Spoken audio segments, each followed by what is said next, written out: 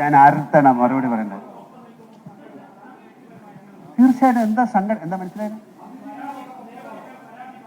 തീർച്ചയായിട്ടും അങ്ങനെയല്ലേ വേണ്ടത്. നമുക്കൊരു സംഘടന അതിനല്ലേ ഉണ്ടാക്കിയത്, ഞങ്ങളുടെ ആൾക്കാരുടെ സംരക്ഷണത്തിന് വേണ്ടിയിട്ടല്ലേ ഉണ്ടാക്കിയത്.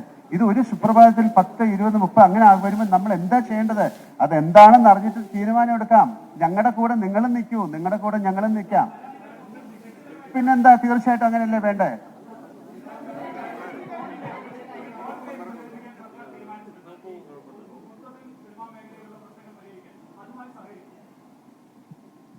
എൻ്റെ അടുത്ത് ചോദിച്ചാൽ ഞാൻ എന്താ പറയണ്ടേ? അത് നല്ലൊരു കാര്യത്തിനാണെങ്കിൽ തീർച്ചയായിട്ടും നിങ്ങളും സഹകരിക്കോ? അപ്പം ഞങ്ങൾ ഉറപ്പായിട്ട് സഹകരിക്കും. കാര്യം അതല്ലേ, ഒരു ശുദ്ധീകരണത്തിന്, ഒരു നല്ല കാര്യത്തിന് അത് പ്രസക്തമല്ല, ആണ്, സഹകരിക്കും. എന്താ മാഡം?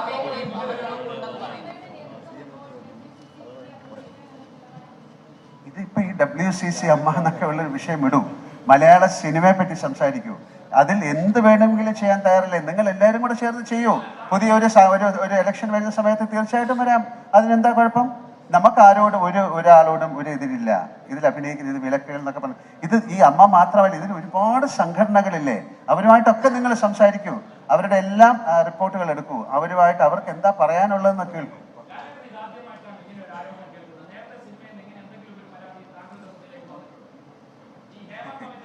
അല്ല, അങ്ങനെ റിപ്പോർട്ടില്ല. നിങ്ങൾ കേട്ടിട്ടുണ്ടോ?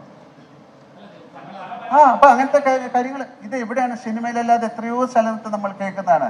നമ്മൾ എന്താ ചെയ്യുന്നത്? നമുക്ക് മുഖമറിയാത്ത അല്ലെങ്കിൽ നമുക്ക് പരിചയമില്ലാത്ത ഏതൊക്കെയോ കാര്യങ്ങൾ പല സ്ഥലത്തുനിന്നും കേട്ടിട്ടുണ്ട്.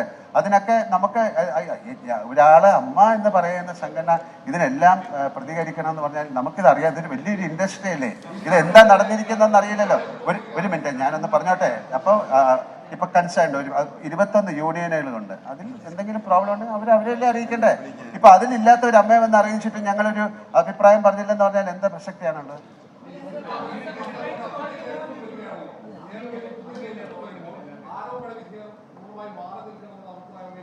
എന്താണ് ഇതിന്റെ ഒരു കാര്യം നടന്നുകൊണ്ടിരിക്കുകയല്ലേ? 2 മാസം അതിനുള്ളിൽ നമുക്കിതറിയാം. ഇതറിഞ്ഞിട്ട് എന്താന്ന് വെച്ചാൽ തീരുമാനിക്കാം. അപ്പൊ നിങ്ങൾ സഹകരിക്കൂ പ്ലീസ്. എനിക്ക് ബിബി ജോൺ സാറിന്റെ ഒരു അനുസ്മരണത്തിന് പോകാനുള്ളത്. അത് എൻ്റെ സുഹൃത്തെ, ഞാൻ അതിൻ്റെ ഇപ്പൊ പറഞ്ഞു. ശരി, വളരെ എനിക്ക് ബേബി ജോൺ സാർ ഒരു മിനിറ്റ് ബേബി ജോൺ സാറിന്റെ ഒരു അനുസ്മരണത്തിന് പോകേണ്ടതാണ്.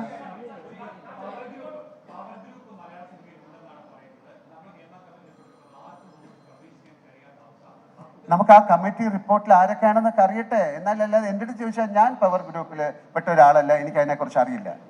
ഇങ്ങനെ അറിയുമോ എന്ന് ചോദിച്ചാൽ അങ്ങനെ ഒരു സംഭവം ഞാൻ ആദ്യമായിട്ടാണ് കേൾക്കുന്നത്. നമുക്ക് ആ റിപ്പോർട്ട് വരട്ടെ, നിങ്ങൾ വെയിറ്റ് ചെയ്യൂ. ഞാൻ എങ്ങനെയാണ് കാണുന്നത് ഈ റിപ്പോർട്ട്? എന്നെ വിളിച്ചതാണ്, ഞാൻ പോയി സംസാരിച്ചിട്ടുണ്ട്.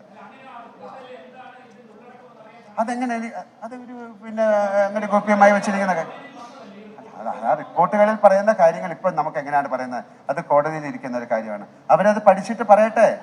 എനിക്കില്ലേ, നിങ്ങൾക്ക് ഉള്ള അറിവാണ് എനിക്കും.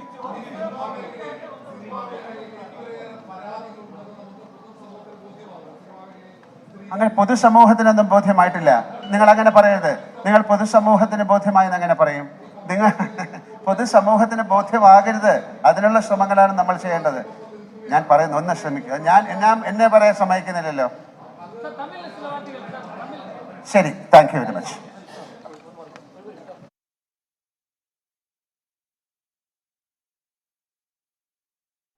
മുൻകൂർ ജാമ്യത്തോടുകൂടിയാണ് മോഹൻലാൽ ഈ വാക്കുകൾ ആരംഭിച്ചത്. ഏതായാലും ഹേമ കമ്മിറ്റി റിപ്പോർട്ടിനെ എത്താൻ സ്വാഗതം ചെയ്യുന്നു. 2 തവണ കമ്മിറ്റിയുടെ ചോദ്യങ്ങൾക്ക് മുന്നിൽ താനും മറുപടി പറഞ്ഞു എന്ന് അദ്ദേഹം പറയുന്നു. പക്ഷേ അമ്മ പ്രസിഡന്റ് എന്ന നിലയിൽ നടന്മാരുടെ അല്ലെങ്കിൽ നടിമാരുടെ ഈ കഴിഞ്ഞ ദിവസങ്ങളുണ്ടായ വെളിപ്പെടുത്തലുകളെ സംബന്ധിച്ച് യാതൊരു പ്രതികരണത്തിനും അദ്ദേഹം തയ്യാറാകുന്നില്ല. ഒപ്പം തൻ്റെ കൂടി സഹപ്രവർത്തകരായിരുന്ന അല്ലെങ്കിൽ താൻ ഉൾപ്പെടുന്ന എക്സിക്യൂട്ടീവ് കമ്മിറ്റിയിലുള്ള ആളുകൾക്കെതിരെ വന്നിരിക്കുന്ന ആരോപണങ്ങൾ, അവർക്കെതിരെ വന്നിരിക്കുന്ന പരാതികൾ, ആ കേസുകളുമായി ബന്ധപ്പെട്ട് യാതൊരു പ്രതികരണവും നടത്തുന്നില്ല. കൂട്ടരാജി ഒരുമിച്ചെടുത്ത തീരുമാനമാണ്. അത്തരത്തിൽ യാതൊരു ഭിന്നതയുമില്ല.